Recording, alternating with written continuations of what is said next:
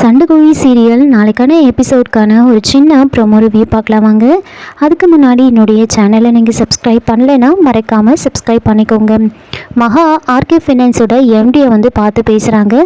நீங்கள் விக்ரம்க்கு 40 கோடி கடன் கொடுத்ததா சொன்னது பொய், அதே மாதிரி அந்த கடனை திருப்பி கொடுக்கலன்னு சொல்லி கோர்ட்டில் ஆர்டர் வாங்கினேன்னு சொன்னதும் பொய், ஆஃபீஸ்க்கு சீல் வச்சதும் பொய் அப்படி தானே அப்படின்னு கேட்க, அதுக்கு அந்த எம்டி வந்துட்டு பரவாயில்லையே கரெக்டாக கண்டுபிடிச்சிட்டியே, ஆனால் கோர்ட்டில் ஆர்டர் வாங்கினது நிஜம், ஆஃபீஸ்க்கு சீல் வச்சதும் நிஜம், ஏன்னா நான் தான் ஏற்கனவே சொன்னனே நான் பண்ணுற அயோக்கியத்தனத்தை எப்போவுமே சட்ட ரீதியாக தான் பண்ணுவேன் அப்படின்னு சொல்கிறாங்க. அதை கேட்டு மகா வந்து ஷாக் ஆகுறாங்க.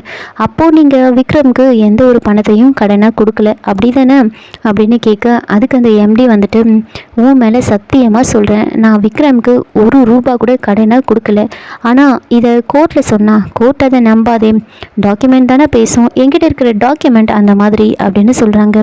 அப்போது மகா வந்து யோசிக்கிறாங்க, இந்த நேரம் பார்த்து இதை ரெக்கார்ட் பண்ணுறதுக்கு நாம் எதையுமே கொண்டு வரலையே அப்படின்னு ரொம்ப டென்ஷனாக உட்காந்துட்ருக்காங்க. அந்த எம்டி வந்துட்டு உனக்கு பழசெல்லாம் மறந்துடுச்சு அப்படின்னு தெரிஞ்சுக்கிட்டு தான் நானும் நந்தினி மேடமும் பார்ட்னர்ஷிப் போட்டு இப்படி ஒரு வேலையை வந்து பண்ணியிருக்கோம்.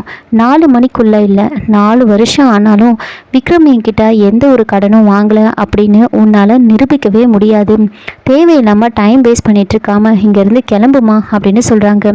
அது கேட்டு மகா வந்து ரொம்பவே ஷாக் ஆகுறாங்க.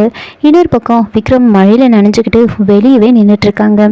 இதோட இந்த ப்ரோமோ வந்து முடிச்சிருக்காங்க. என்னோட ரிவ்யூ பிடிச்சிருந்தால் லைக் பண்ணுங்கள், மறக்காமல் சப்ஸ்கிரைப் பண்ணுங்கள். தேங்க்யூ.